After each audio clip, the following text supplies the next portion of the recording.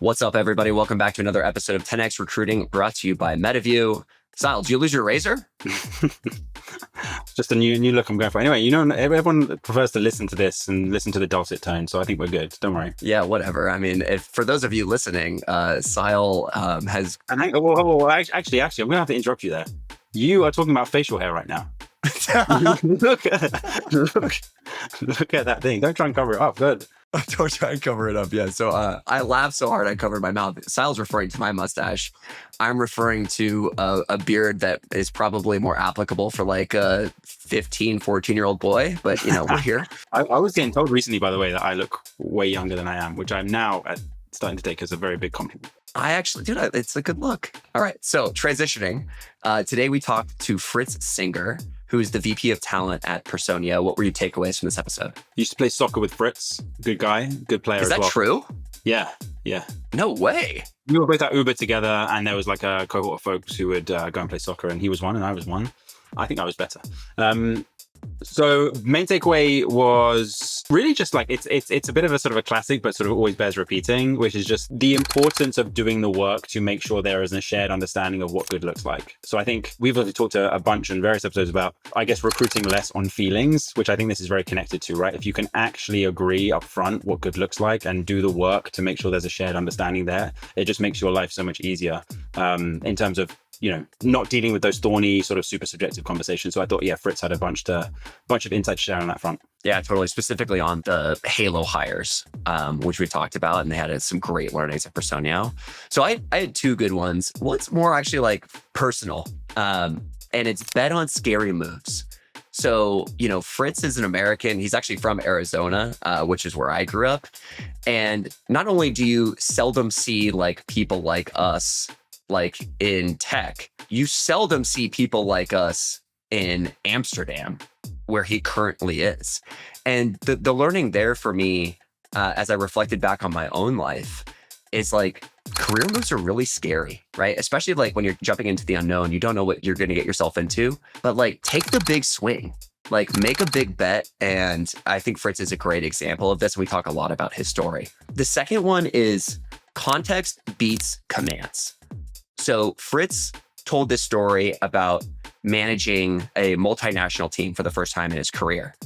And the way he repeated the story was like, hey, like I just told them I need this task done.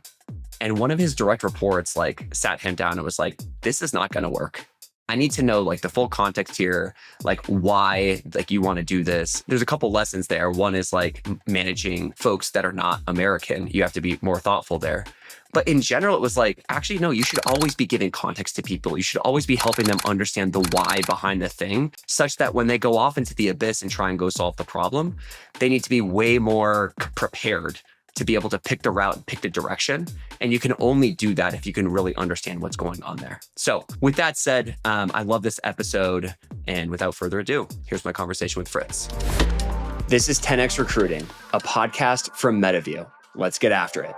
It's fascinating when you talk to your parents or people talk to their parents and how you might have your mind made up on some of these career decisions or close to. And it's like maybe their opinion might even push you to validate your decision or push you in that direction. It's like that disconnect between what we know about tech and like the future growth that we can see or have seen versus what they're used to. It's like, our parents' generation, they're used to loyalty and like staying at a company for a longer period of time. And they almost question like, why would you take this risk? Why would you step into this unknown? And I love the unknown. I'm a risk taker. And so I really kind of have lived my career and try to embed that into my kids' values, even though they're very young. But yeah. It's interesting too, because like most people from Arizona actually are not like big risk takers. Like if I'm just going to profile a large swath of people. Yeah. Generalize the Arizonians. Yes, I would agree with that. I mean, look, like half of the, like actually way more than half, 80% of the people who I went to high school with are in some sort of like inside sales or customer service job in Arizona. Like they didn't leave, right? And there's like, I think a lot about this. Bezos calls it the regret minimization framework. The framework is like you're 80 years old, you're on your deathbed, and you're looking back on your life. What regrets do you have? And so the whole idea there is like just try and like not have them at the end of the day and just like take the shots. And I've found that like that jump is scary. Like it's super scary. And then once you make the jump, the fall and that ride is so fucking fun. Like that for me is a blast. Couldn't agree more. And I have my dad to thank in a lot of ways for this, because I was one of those Arizonians, whatever. I mean, that's not even a word, but we'll use it anyways, where all my friends were going to go to the University of Arizona, myself included. And for whatever reason, last minute, I decided to apply to University of Colorado because a friend was saying that he was going to apply as well. He never did. I did. Long story short, I got in. My parents were like, okay, you should go. Like, we're going to make this happen for you. And the rest is history. All my friends stayed in Arizona. And it is such a stark difference. Like the experience and the exposure I got, the international ecosystem that was there, and just, yeah, the rest, again, is history. And I thank my dad for really kind of pushing me there. So you've been in Amsterdam for 9 years now. Yeah. You told me you don't speak Dutch. You manage multinational teams, which all speak like different languages. What's it like showing up in Europe as like Mr. America and then like running a talent team? It was challenging at first because you don't know what you don't know, right? As an American, and so many people in the US think of Europe as just, one big continent, one big country, I should say, where it's like everything's the same, it's consistent, like culture and employment law or even communication stuff. And as we know in global environments, like that is not the case at all. But you don't really experience it. You don't know it until you're kind of on the ground, you experience it. And so I was new to management to begin with when I moved out here. And I quickly managed, I think, like 7 different nationalities in my time here. And I came in kind of guns blazing, thinking I knew everything, right? And it was very quick that I kind of got put in my place by even one of my direct reports. Like the way I communicated, the way I was trying to motivate and kind of get information for my team kind of fell flat pretty quickly. Like I'll always remember this one Dutch woman who reported to me. Like I asked something simple from her, right? Just via Slack, asked for just something by the end of the day, didn't provide the context to her, was just like, so kind of in go, execute mode. And she was like, I could tell, resistant to provide it, questioning a bit, to the point where I had to get on a Zoom call. I'm like, hey, what's going on? I need this. Like, can you just provide this information? Like, what's going on? Why is this an issue? And she was just like very direct, as the Dutch are. Like, you didn't provide me context. Like, it's not motivational. Like, I expect this in order for me to be like inspired and along for the journey. And I was just like, oh shit, okay. Like, this is it's going to be a little bit different because I need to tailor how I approach things to various teams, different cultures, different backgrounds, and so forth. And that was like an aha moment where I was like, I need to really engage and connect with my team and others, stakeholders, and so forth in a different way that I just wasn't exposed to in the US. And so now I think about my time here 9 years later, I've managed, dozen plus nationalities. And, at Uber, we were in over 30 countries, so had a lot of exposure to different regions and countries. And then since then led global teams. And it's very consistent how you just really need to take a step back, understand a bit of that background context, what motivates somebody, how they interact kind of culturally, and then what makes them tick. And just don't come in with any preconceived notions or assumptions, because it's going to get in your way and it's can potentially be disruptive. So Yeah. You see this consistently happen with Americans, especially that come over here. I think we are fortunate in Amsterdam because it's a multinational ecosystem. There's a lot of international companies here, but if you were to drop into France or Spain or Germany, it's exacerbated quite a bit. What is it about Americans that rub people the wrong way? A little cocky, a little showy, think we know everything. I don't get it at all. That's weird. Yeah, shocker, right? Never met those Americans. So yeah, that's it's just the stigma, rightfully or wrongfully, that we have. And that definitely has a lot of truth to it. Okay, so Europe versus US. So like you've been there 9 years now. Born an American, and so obviously the US market. You worked at Uber while you were here. And then you go there, you've been there 9 years. What are the differences between the European talent market and the US talent market? Yeah, I mean, I think kind of what I alluded to earlier, in the sense that each country is different, right? They operate differently, different cultures, different things that make people tick there. But it's also different, just like talent density is different in each market. And so as I think about, I work for and lead recruiting at Personio, a German company. the talent density in Germany, especially for SaaS talent, is shallow compared to, say, like the UK or some other markets, right? Like established or proven scale ups are not as prevalent there, especially compared to the US, right? There's, unlimited supply of talent in the US. Whereas each country, it's quite different in Europe, and there might be great talent there, but maybe they haven't led or been involved in multinational kind of work, or kind of seen the scale that we would hope for, especially at an established like unicorn like we are, where we have a certain bar and certain expectations in terms of that talent. So I think the talent density is not as consistent as you would see in the US. And when I have hiring leaders in the US that are trying to hire in Europe, I think that's a bit of a tough pill to swallow. And it takes them a long time to understand that. I think the other things are, employment law, employment labor, things like that around, notice periods. Like you can't move as fast if you have a 3-month notice period. Like by the time you open a role, you try to hire somebody, you get them on board, you hire them, and then 3, maybe more months notice period. Like you can't move as fast as in the US. And that is very tricky. And then I think the other thing is just like culturally, it is a little bit different depending on the market. So again, I'll use Germany as an example. Again, a generalization, but there are not as many. I think it's harder to find people that are willing to take the risk on these like startup or unproven companies. And so that is a bit of a hurdle at times in certain markets. Whereas in the US, tech is just so prevalent and everyone sees the success stories, and it's just part of the ecosystem that people want to jump in, and they're so driven towards equity and the growth story.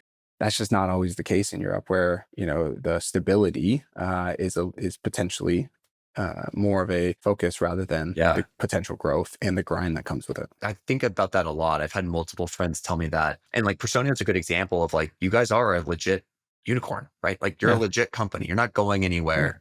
Yeah. But I can still imagine that people are viewing it as like this risk, right? This like unknown brand.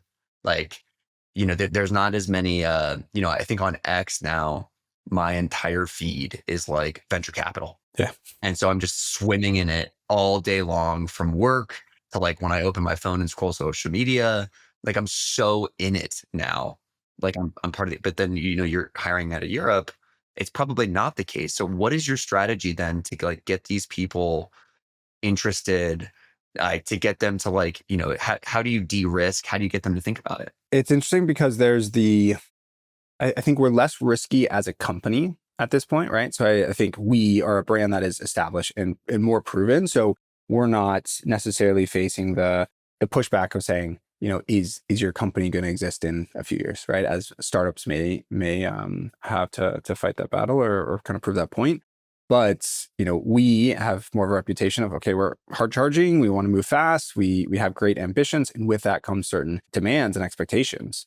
And that, I think that like different high octane energy and like expectations comes with a certain, I would say, just like expectation that not all Europeans are signing up for, right? In the US, it's just normal that people are working very hard, right? Working when they get home, kids are asleep, you're working all hours, okay, you get unlimited vacation, but do you take vacation? No, like, right? So like in Europe, okay, in August, like the whole, especially certain countries are like shut down because everyone takes their summer holidays, and, we get close to 30 days PTO. People are using that time.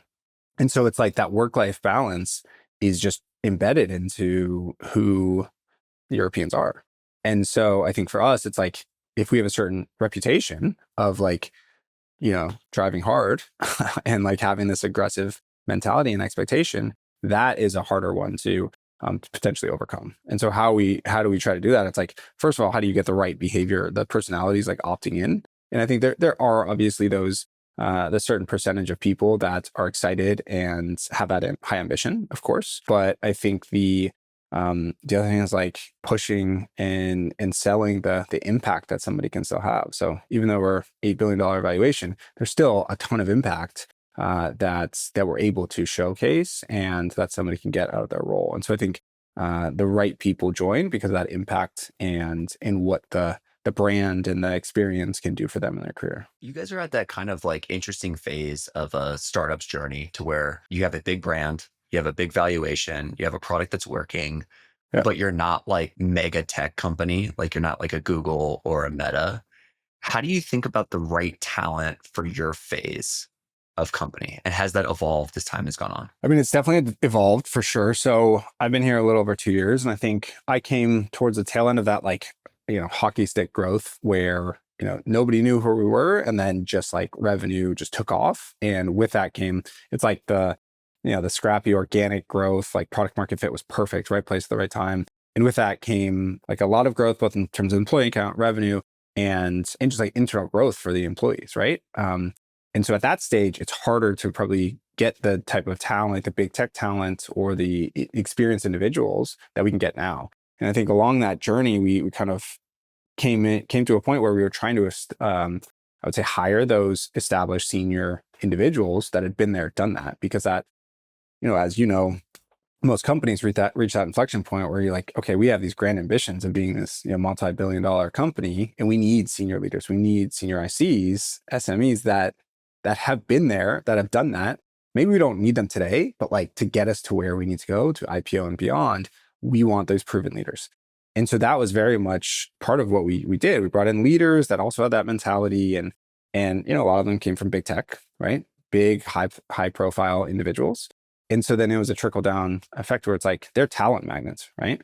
They are like, you get people from the FANGs that are like C-level, and they are very well known in the industry. And so then it's like that expectation of, okay, we need to hire more from these companies because we know they've seen scale. We know they've seen complex problems, and we know, or we think that they can take us to that next level. And so I think that was a huge, immediate, kind of quick transition from this scrappy establishing startup to this, okay, now let's try to mirror this FANG talent strategy.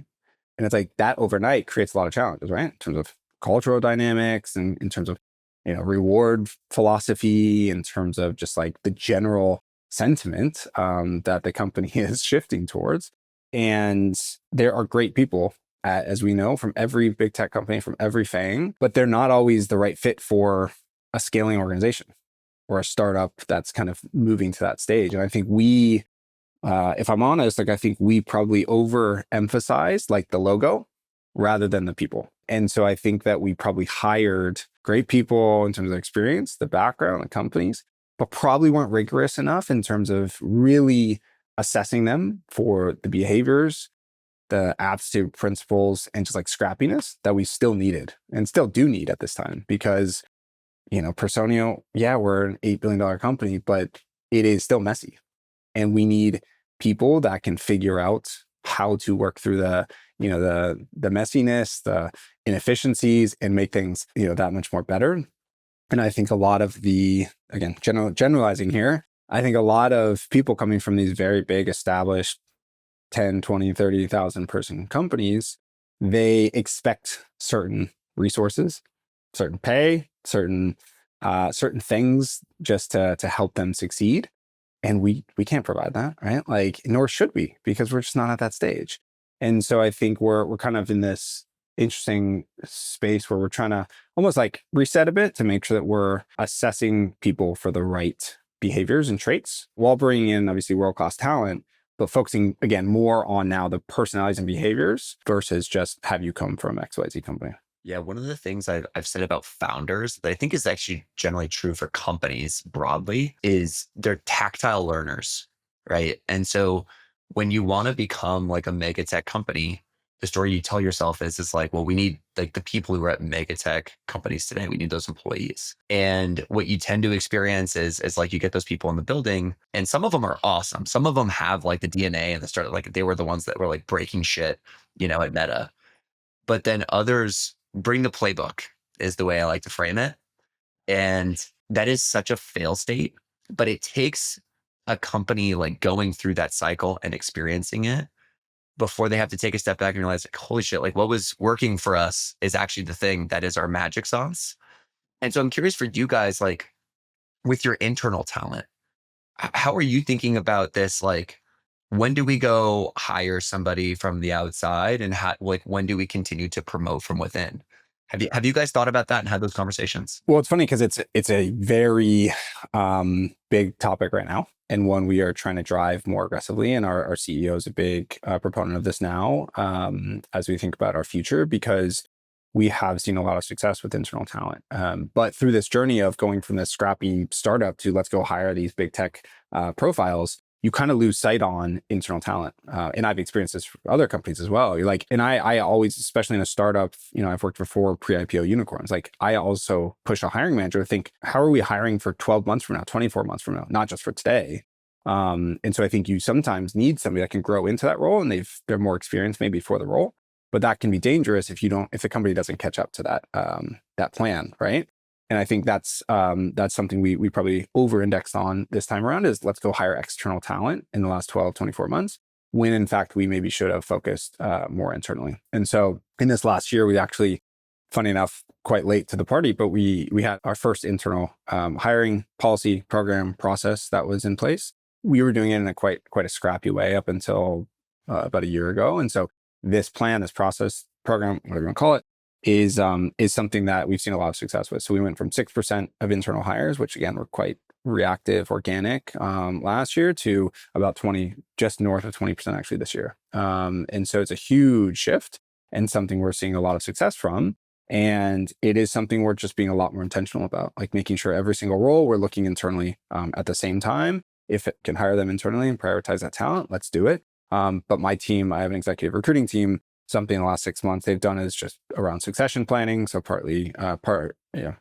mainly at like the C-level -1, but really focused on how can we ensure that we are looking at internal bench strength, and that if somebody leaves, we know who internally we can tap into that role. And if not, how can we proactively get to the market, because we know there's a gap in our bench internally. So it is something we're just being a lot more intentional about. Was that like a top-down CEO mandate sort of a thing, where it was like, hey, I want us to be focused on this, or did that come from somewhere else? Like, how did that program actually get solidified and then get the actual buy-in to get those results? I mean, to be honest, it was something I was pushing for a while, but I think my CPO, my chief people officer, she has a very similar approach and mentality to me, just in terms of our talent strategy. And so we collectively were pushing it, and there was no pushback. It was just something where, pick your battle. Like, we had a lot of things to tackle, and so that was something that was on the slate that would just not get the attention. And finally, we're able to really kind of bring it to the forefront. And again, no pushback, and now the success is being proven, and so it's really being threaded through our performance process, through our manager enablement, and just being a lot more highlighted as a success within the people team. I can imagine too that the data, like, what did you say, 6% in prior years of like going to internal candidates. I can imagine showing up with that data and being like, this feels off. Yeah, Like, exactly. what do we agree with this? Like, this doesn't seem right to me, that like 94% of open roles are now going to external candidates. Like, is that the culture we want to build? And it's fascinating because it was a topic that would come up in all teams. It was a topic that would come up in manager forums, and it was something that was fairly well known within the business, that we were consistently hiring external talent without considering internal talent. It was absolutely accurate for the entire employee base to see it, recognize it, and kind of raise the alarm in some ways, because numbers don't lie, as you call it. And so it has been a big shift, and I think it's a very positive shift, but one that needed the attention. So when you think about these internal employees that are getting now step up opportunities, I'm assuming now like we're starting to assess more for like potential, and we're starting to assess more for like the behaviors that's required to be successful here as time goes on. How are you weaving that in as you guys assess talent, both internally and externally? Yeah, you're absolutely right in the sense that it is giving people an opportunity to succeed, and kind of in these step up roles. And if I'm honest, some of it also is just driven by us being a probably leader in the SaaS market in Munich. So again, talent density is a little bit short in Munich. And so we have scoured the market in the last couple of years. And so part of it comes down to, are we able to get the right talent? Or should we invest and make sure that we just give people the opportunity internally? So I think those two things are very much a factor in this outcome. But I think when it comes to the assessment and how we think about it, so one of the steps that we have in our process is a bar raiser process. So ours, a lot of companies, Amazon, others, Uber, have it as a technical assessment. Ours is actually related to our Personio principles. So that is specifically around behaviors and do they have the right mindset to be a culture add within the organization? And so we've iterated on that even this year and kind of revamped it a bit to make sure that we are getting the right people there, have the right mental agility and growth mindset. But then we are kind of going through some structured interviewing changes as we speak. And so making sure that the competencies per department really are critical for that organization. So like AI, everyone talks about AI, of course. But like, as we know, a lot of people don't have that proven experience. So as we just partner with Revenue and Success, or like our sales org, one of the competencies they're focused on is just like AI curiosity. And it's like, if they don't have the knowledge, okay, fine, let's not hold that against them. But how can we make sure that they are curious and or like actually proactive around this topic? And I think that is more about then the mental curiosity, the agility, and the behavioral aptitude that we want in the organization. I like that framework of curiosity is like kind of being the thing, because what I'm experiencing now from what's driving me crazy is people who have the fixed mindset and who are just like, yeah, like I don't want to deal with it. Yeah. I don't think you can have that anymore in an organization. Yeah. Like I think it's absolute, in my opinion, cancer, because it spreads, right? And they get kind of sour on doing stuff that takes longer or that like isn't working right away or doesn't like provide the intended result. There's just so much leverage being had right now that like you have to toy around with things. Like you have to kind of tinker and toil in order to like get to this spot to where like maybe it provides something or maybe it doesn't, but we learned collectively. Yeah. And I think to your point, if you're a leader, I think it's even a bigger cancer, as you call it, because if you're a leader in an organization, people are looking to you and emulating your how you operate and like your thinking in a lot of ways. And if you are rigid, if you're not willing to try and fail, then they're not going to either. And so I think it is so important as a leader to really show up in a way that you want your organization to show up. Spend a minute talking about the bar raiser programs. So we rolled something out like this at DoorDash. Yeah. The funny part is I reported this guy named Andrew Monday, and the first big argument we had on this topic was the nomenclature. He wanted to call it Brita as like a filtering system, and I was like, dude, like that is so stupid. Like, and then we ended up on like Team Red, and there's like actually a lot of operational challenges with bar raiser. I think in theory it sounds awesome, and then you get into like operationalizing the thing. And all of a sudden, if you take 5% of the population and they have to be on every panel, now they're like interviewing more than anyone else. Yeah. And so they're trying to like catch up on their work. Yeah. And then typically the company doesn't reward them for it. And so they're like, why the fuck am I doing this? Like, this is like burning me out. And I get no extra points for doing it. And then you get this like, how do I become one thing? So like, well, they're special. I want to be special. I think I'm special. Why am I not? How are you guys solving those problems? I'll let you know when we do, because everything you've just said is just like so true in bar raiser programs I've seen and like what we experience here. It's how do you make sure you have the right people, both in terms of their capabilities, but their willingness to do so. And it's normally the high performers that you want on other projects and you're giving stretch opportunities to anyways. And then you're asking them to do this as well, and they're not getting recognized, right? And so it is a challenge. And then you add on top of that, it's like you want them at a certain level, right? Because you don't want a junior person interviewing like a director. And so there's like then more expectation for senior leaders or senior ICs to be involved. So it is not a nut we have cracked by any means, but as we've aim to, and we've tried to reinvigorate it. A lot of it comes down to like the top down kind of expectations and like how our senior leaders think about it, because this is a program that is Hano, our CEO and our founders baby, right? It started as all the co-founders interviewing every single employee that joins the company, right? It's the tale as old as time, right? And then you scale, all of a sudden they can't do all the interviews. So what do they do in place? place of that, a bar raiser program, because they think that will work just like the founder interviews. And so it is something that he feels very strongly about. And so we try to just make sure that he is involved in kind of showcasing the importance of it, recognizing people. We're trying to just make it more prevalent in performance reviews so people know that that is additional time. Or making sure that we showcase the people that are very active, like in our all team. We try to do it every quarter. It's probably every 6 months. We recognize like the people that are interviewing the most. So we try to provide those shout outs, that recognition.